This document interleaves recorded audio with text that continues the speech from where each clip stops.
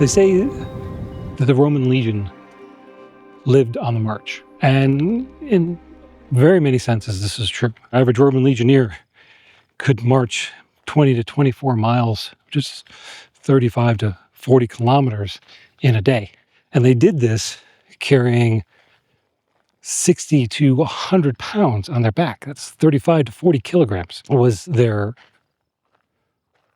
tools, their weapons, their armor, but it was also items to help them make the camp that they would normally make at the end of every day. And then the next morning they would break it down and start all over again until they found a spot where they would put up a permanent settlement. But what often gets forgotten in all of this is the fact that it wasn't just the Roman legion that was doing this. It was also civilians that would follow the Roman legion around, sometimes be as large as the legion itself. And these civilians would follow and set up what's known as Canabae or vicis nearby. At these locations, the Roman soldiers would be able to get extra food, maybe new weapons or fix their old weapons. Entertainment, if it was a more permanent settlement, their families would be with them because they weren't allowed to be inside of the fort. And it would also provide banking for the Roman soldiers, as well as potentially when they retired, a place for them to stay. Religious services, and then at the end of their lives, it would take care of that too. Some of these Canabaes, if they were lucky, would grow into cities in their own right, that some of them still exist today. London and Paris and Zurich.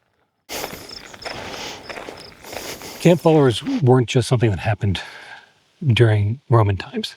There's evidence of it happening throughout the Middle Ages and into the Napoleonic Wars. In fact, British soldiers who came over to the United States to fight in the American Revolution would bring their families with them. And they would stay just outside the camps in their own little areas. But it wasn't just the British who did this. It also happened on the American side as well. George Washington is well known for not sending the families and wives of his soldiers home during the terrible winter of Valley Forge.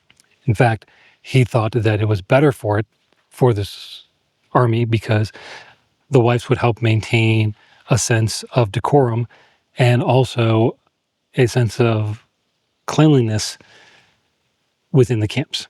This kid, of course, carried over into the Civil War.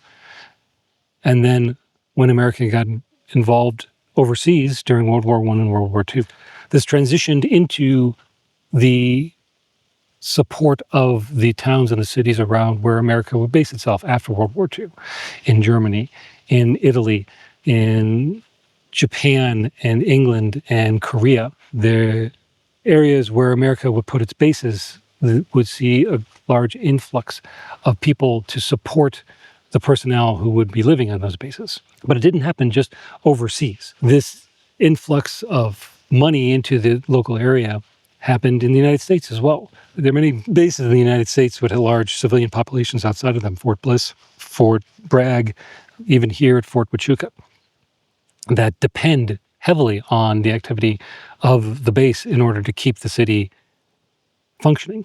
It's actually estimated that here at Fort Huachuca, the city generates some $2.4 billion annually in revenue because of the support it provides to the personnel at the base.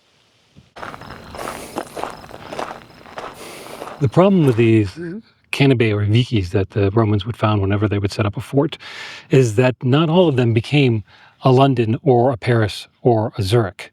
In fact, most of them, when the Romans decided to leave, just disappeared. Around 410 AD, the Roman Empire was contracting. It has decided to leave its locations in England. It pulled out from the forts at Hadrian's Wall, many of the towns, and Britanno-Roman culture ceased. They decided they needed to pull the legions back to do Rome first, pull back from their overseas locations and defend their borders from the invading hordes that they felt were coming over their borders. The problem is that not only affected the small towns and the cities that the Romans had founded, which now had lost all of or a good portion of their income. It also affected the Romans, and it lessened them and lessened not only the funds that they could pull in, but the culture that they could adapt and the allies which could come to their aid in time of need. So the effect is felt not just in the disappearing towns and cities out along the borders, but it is felt in the center, at Rome itself.